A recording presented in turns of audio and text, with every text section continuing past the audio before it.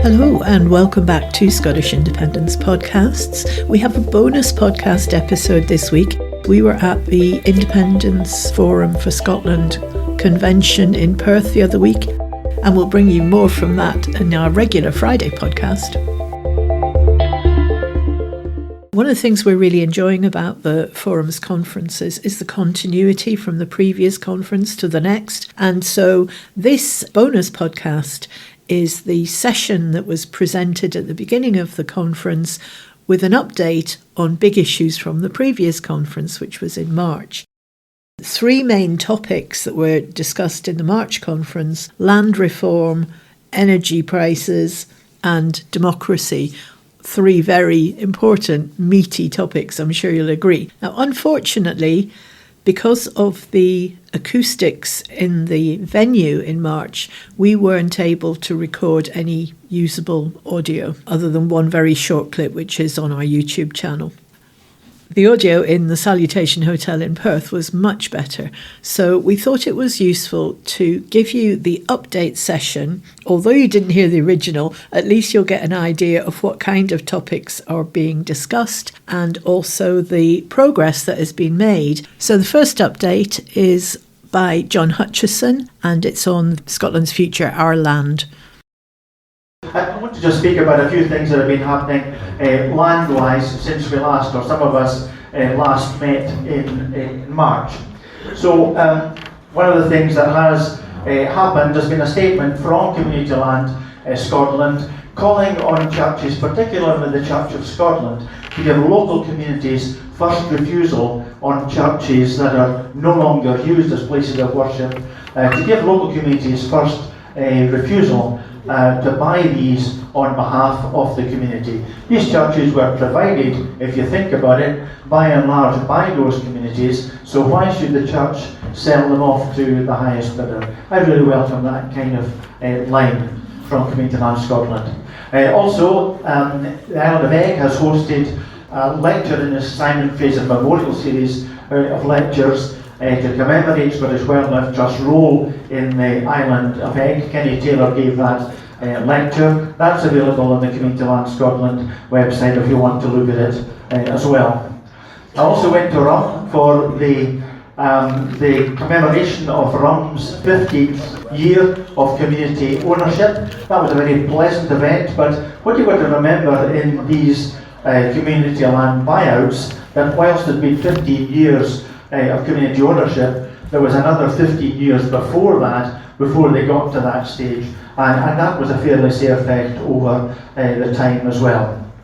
Some of you might also be aware of an interesting decision by Dundee Sheriff Court a couple of weeks ago called the Poets' Nuke in St Andrews, and that was a key decision, and it meant that the communities can force the sale of land where a landowner is not maintaining the area properly. In other words, under the category of sustainable development. So less weight is given to a sustainable economy, more weight is given to environment and ensuring a healthy and just society. So that's the first time that a portion of land has been forced to be sold to a community group where it's not being looked after properly.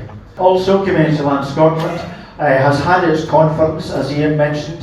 Its theme was Roots to Resilience, Building on Success. So most of the sessions of that can be seen on the Community Land Scotland website. That's certainly worth a look.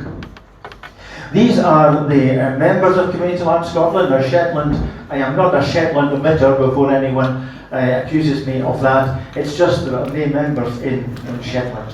But 140 plus members of Community Land Scotland across the country. This isn't a rural issue. I know I've been speaking about a rural issue because that's my experience, but there are many urban situations as well. And anyone in Edinburgh has been mentioned here today, so people should have a wee look at Action Porty and Porty Central. Really phenomenal work being happening there in Portobello, or Portobello as we used to call it, when I lived in the underprivileged area of Leith, like my two colleagues. But Action Porty and Porty Central has been bringing the old Portobello High Church the public ownership, Belfield Church, and action's been taken to have community control of football pitches, the town hall and the police station. And this is a really, really big deal, and which demonstrates that community action is not solely a rural issue.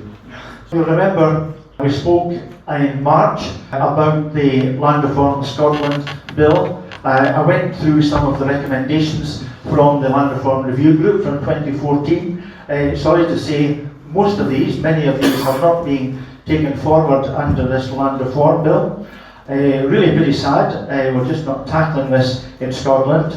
The Land Reform Bill is going through its stage 2 at the moment, 3rd of October, 3rd of June, 10th of June, and probably this coming Tuesday, if you're looking for something to do as your hair dries or as your paint dries, you can watch the committee in the Scottish Parliament as it goes through its kind of labyrinthine stages there. Now, there are 500 amendments to this Land Reform Bill, so I'm not going to go through these today. That's what 1/3 of a page looks like. There are 112 pages in the document, so something like 300 and odd times that is the material they're considering. So you're not going to get an update from me today on that, so we'll see what pops out at the end. What is interesting is that the Scottish Land and Estates are getting concerned about some things, and that's never a bad thing when Scottish Land and Estates get concerned, because there's a requirement for community bodies to be given advance notice that an owner intends to transfer a large landholding to give community bodies an opportunity to purchase. Sarah Jane Lane, the Chief Executive of Scottish Land and Estates, is concerned and saying to her members that the bill would effectively see government take on the role of estate agent with powers to break up farms, forests and estates over 1,000 hectares when they come to market. Break up, gosh, that's really good, isn't it? Even more concerning, she said, new rules could block the sale of any land, regardless of size, unless ministers give approval.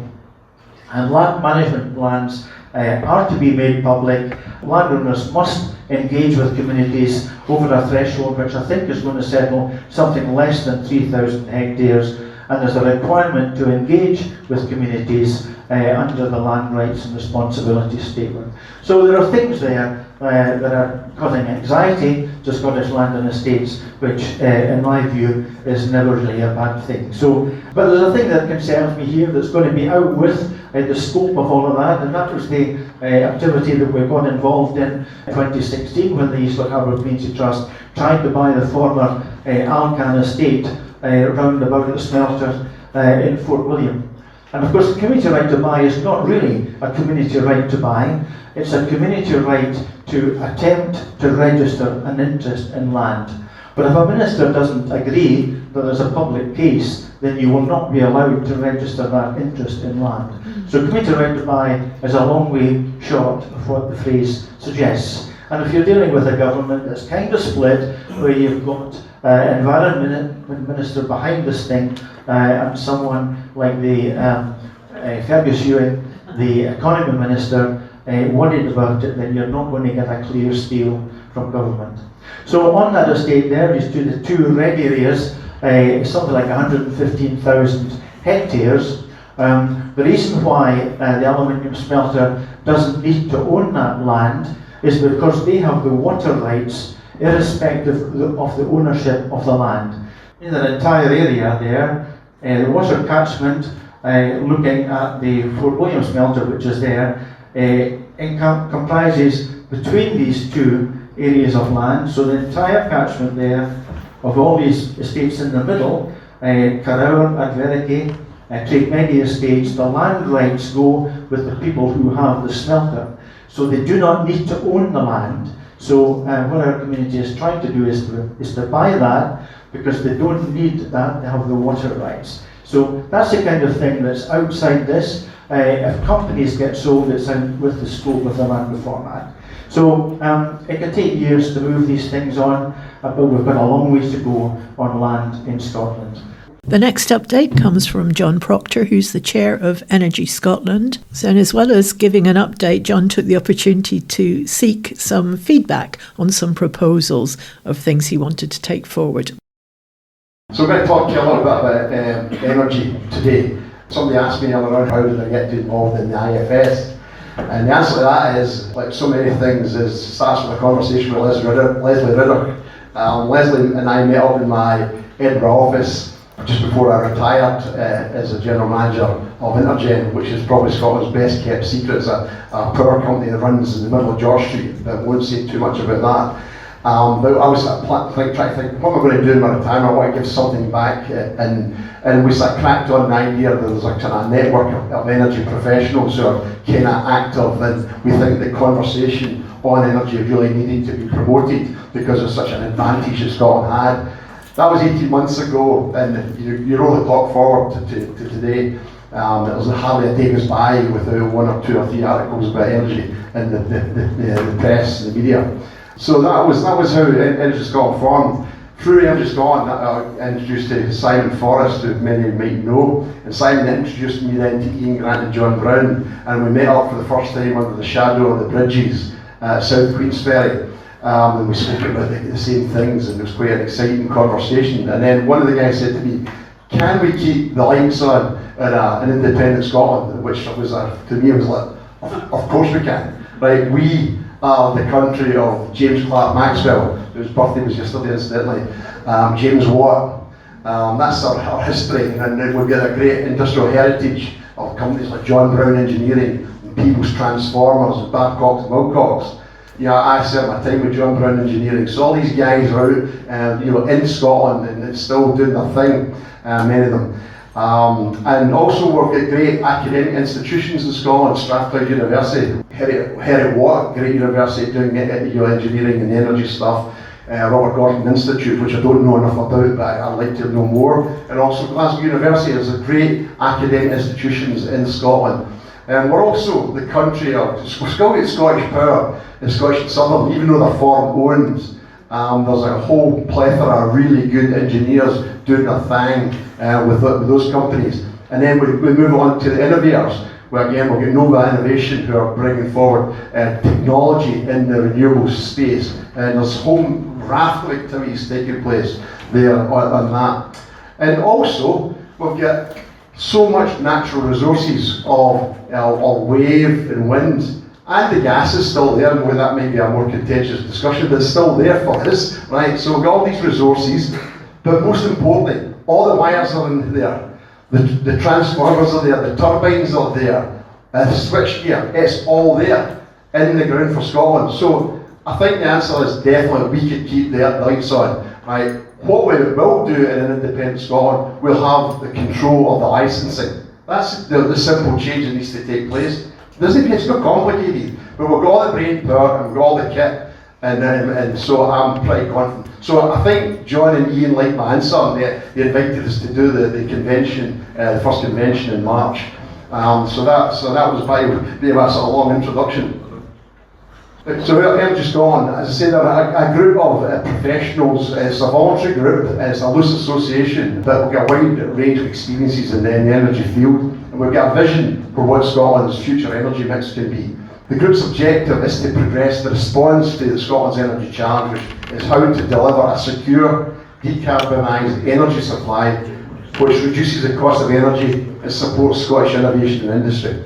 We did discuss Energy Scotland's vision of how to address the energy challenge. There was a lot of support for that. There's a desire to understand what is the optimum energy mix for Scotland. I'll briefly touch upon that. And then Energy Scotland took action to publish what the position was. It's on Energy Scotland's website. The optimum energy mix, as I say, I'm not going to talk too long about that. We don't have an awful lot of time. But basically, obviously, includes the support in their decarbonisation. And the growth of renewables, the build out of our onshore and offshore wind, the development of tidal and wave energy technologies, support of community projects and local wind schemes, very, very important, including district heating, solar and batteries, and also a lot of support for energy storage solutions, including pumped hydro, which is a great opportunity for Scotland, mechanical energy storage, which I won't get into, and then I look at green hydrogen as a storage solution. And then there's also hydrogen derivatives such as sustainable aviation fuel. So that's the energy mix. We'll talk more about that in due course, but as I say, it's on Energy Scotland's website. What else did we hear in the World Cafe? We have a very strong rejection of new nuclear in Scotland on the basis it's expensive, it's risky, and Scotland doesn't either want it. I'm just going to quickly mention, I'm going off pieces I tend to do. £45 billion to build Sizewell C, right? If you were given £1 million every day to pay for that, any guess how long that would take you?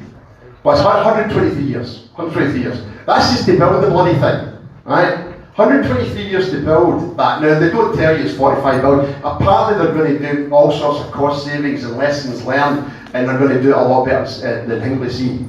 I'm an engineer. I've heard that bullshit so many times. Lessons learned, right? If they can save $1 billion on it, I'll doff my cap to the project directors, right? But we're not going to get to hear that number for many months or even years. So, as I say, as a retired operations and construction guy, I'm always sit back and just going to watch this with and smile and see how long it's going to take them, right? Anyway, we'll see. But in any shape or form, it's a ridiculous amount of money for nuclear. So, strong rejection. We heard that loud and clear at the first convention. So, with that in mind, we've got a proposition to put forward to the group here. The IFS supports the Scottish Government's continued moratorium on new nuclear facilities. So is there a assent in the room for that? Yes. I'll take that as a yes. And we also heard the frustration that decarbonised generation assets and transmission infrastructure has been constructed with little value accrued by local people blighted by the construction, and a strong view that energy policy should be controlled by Scotland and arranged for the benefit of the people of Scotland. So, energy policy is reserved to the UK government. So the second proposal or proposition is that this IFS convention calls on the Scottish government to push for the expeditious devolution of reserve powers over energy and policy in Scotland. So I think that's what I'm saying, that we should be asking the Scottish government to push for that. So again, is there assent for that? Yes. I'm doing well here. What else did we hear in the World Cafe? As a desire to understand why energy is so expensive and calls for energy market reform, including zonal pricing, to alleviate this. But also concerns that zonal pricing, or it's also known as locational marginal pricing, can be a double-edged sword, particularly if the zones are going to be defined by Westminster. So we all know the work that Greg Jackson, I think we're all getting familiar with Greg, who's Octopus Energy. He's saying, putting the message out there, Scotland can have the cheapest power in Europe, which I believe that could be the case. But with the zones being defined in Westminster, you could find a situation where parts of Scotland, the price may be more expensive. So I think we're going to be very careful on the concept of locational marginal pricing. So anyway, more to follow on that. One of the Energy Scotland associates recently spoke at the SSRG meeting, Rhys Stanley, and there's a good paper on the Energy Scotland website to talk about that. Quite a complicated topic, but that's part, I think, is designed to be complicated. There's concerns that market reform, which is taking place at the moment, will be shaped by the big six incumbents and the asset-backed traders. And due to the level of complexity, politicians don't understand it. I remember watching this, I was on BBC Parliament, it showed you the various politicians trying to interrogate the CEOs of the power companies, and it was an absolute farce. I mean, I've been in the industry for 40 years, and I'm telling you right now, no one I've met yet understands all of it. And to expect the politicians to quiz these guys in an afternoon and try and get to the back end of why the gas price and the electricity price was a farce. Anyway, but the asset-backed traders, they're making a fortune. Making an absolute fortune. I can tell you right now, I can't say too much because at that time I worked within the industry. But during the period of COVID, they made multiples of their earnings prior to 2020. Right? It's stabilised and come down a bit, but they're still making a fortune. Asset-backed traders love volatility. Anyway, so it's inequitable that energy-rich Scotland has some of the most expensive energy in Europe. The UK government's failure to tackle energy pricing has been most painfully felt by the consumers in Scotland. Higher standing charges who face cold winters etc. So the IFS calls on the UK government to expedite energy market reform and expresses concern that this process is being subverted by the large incumbent energy companies. Do we have favour in the room for that? Okay, Scotland has not been well served by a regulatory regime established by Westminster. This is a wee bit more involved here, guys. So the IFS Convention calls on the Scottish Government to establish a group of energy professionals independent of the influence of the large incumbents to actively track the activities of the UK Government and their agencies in relation to Scottish energy matters, including but not limited to Ofgem's energy market reform to reduce energy pricing, and GB's investment, GB Energy, this new wonderful concept that apparently was going to employ 60,000 people, which was an absolute joke. You know, their investment criteria will satisfy the needs of the Scottish needs, including Scottish community projects. So what I'm saying here is I think it makes sense to have put in place to find a group of people, and I don't know who that people would be, but that might include you know guys like me, Stanics, who really understand the market. Build this group of people who can then track the activities of the Scottish and British governments, because the Scottish government has a body like that, but it's full of guys with Scottish Power and the National Grid, right? These guys are not going to promote Scotland's interests. So I'm suggesting it might make sense at some stage to build a group of people who can track their performance. So I'm asking, maybe it's too much to absorb. I'm asking, does the convention support that concept? I was never that successful in my career, I can tell you. What we heard also in the World Cafe, support for community energy projects as a means of meeting the energy challenge, but frustration that the projects do not have sufficient resources to progress, things like grid connections and financing, and concern that GB Energy will not deliver on its commitment to support community energy. So this is an Energy Scotland proposition, right? This is an idea, because we were sent away to come up with some ideas. Leslie, when I met Leslie, she said, don't just be a group of guys who just talk, come up with practical suggestions. And so we come up with this idea that for the communities, they struggle to get the grid connection. Again, Leslie you maybe see the video she made recently on Applecross, which I think yielded the success because they got their connection. Maybe it's coincidence, but I don't think so. But they need resources. They need to build engineers who understand, who can negotiate with Scottish Power, the Scottish and Southern, and help the guys site their assets and design their assets and design grid connections and maybe even private wires, and then help them develop their asset management plans and construction plans. So, by the way, I've retired, I'm not trying to get a job for myself here, but there's a lot of people in there who could help and the Scottish Government put a little team together to help the community projects. I think we can make huge progress in that. That's an Energy Scotland proposal, so I'm not putting that one to the room if it's okay. Next one, what else did we hear in the World Cafe? Concern that Scottish innovators who are involved in things like tidal turbines and floating solar, industrial heat pumps and electrolyzers are not getting the support from the Scottish Government. Right? I mean, it's just a fact. It's a tragic fact, actually. But again, the Energy Scotland are making this proposition in support of Scottish innovation in renewables technology. Energy Scotland calls for the Scottish Government to establish an appropriately funded knowledge transfer scheme between industry and the Scottish academia. The scheme would entail the collaboration of Scottish companies involved in the implementation of new technology and academic institutions that I mentioned previously, to establish graduate placement schemes for up to 2 years, the placing of suitably qualified engineering and technology graduates into these companies, and then the mentoring of the graduates by academics active in the field. Now, I know there is a scheme like that, but nobody knows about it. I was involved in a scheme earlier in my career, which was called the Teaching Company Scheme. It was a great scheme, right, and it involved that. So I've just copied the Teaching Company.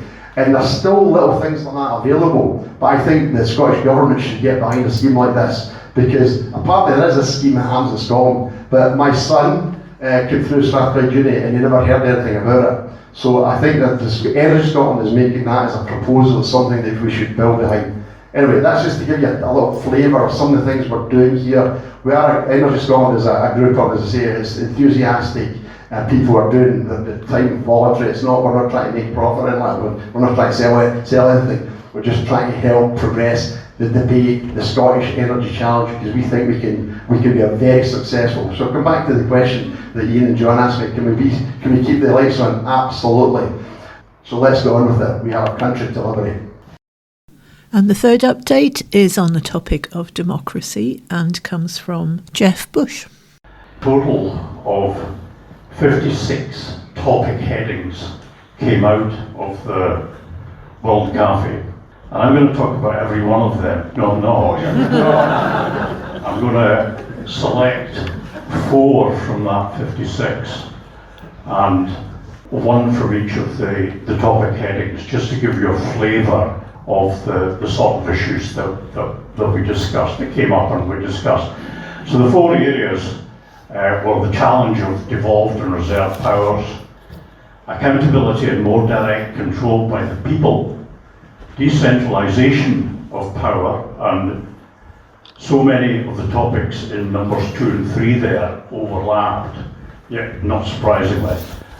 And the 4th topic area was a more specific topic area about the need or no need for a second chamber at Holyrood. And the challenge of devolved and reserved powers was this sort of notion that there is continued tension between what the Scottish Government can and cannot do. And clearly those powers are very unequal. Westminster holds the cards. So one of the areas that came out for discussion was the fact that the Scottish Civil Service is a complete misnomer. So what I'd like to bring up here is that Scottish Civil Service is in fact recruited via Westminster. One of the resolutions of tension between devolved and reserved powers ought to be, and if the Scottish Government were genuinely preparing for independence, it would already be recruiting the Scottish Civil Service in Scotland and not in Westminster. That's the only area from this, the only topic area in this area that I'd like to put up for discussion. Somewhat linked, accountability and more direct control by the people of Scotland, but the one that seems to be really, really important in all of this is about devolved media regulation.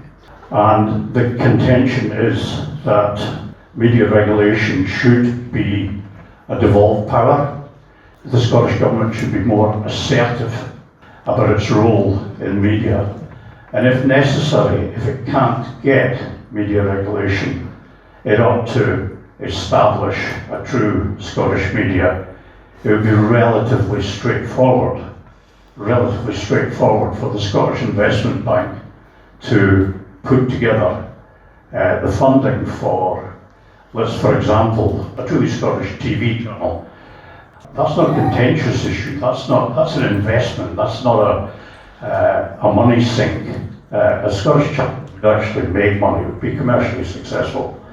I know there's going to be comments on that, and that's fine. So the next area is about decentralised power. It might surprise you to know that Scotland is now 15 times more centralised in terms of its government than it was in 1975. This whole thing is key because we know that within an independent Scotland we need to return power to the people. The other key thing about this is that here we're really talking about local government, and local government is actually a devolved power. The Scottish Government, if it wanted to, could actually do this now. It could completely restructure the framework of local government such that bodies like community councils were a serious lowest hierarchy of local government. And that's something that the Scottish Government could be getting on with now, preparing for how we would like to see government work in an independent Scotland. Do it now. The 4th topic was about a specific, really what the role is for a second chamber at Holyrood. And if you think that's a dull topic, that was the corner of the World Cafe that Ian Grant and I were manning.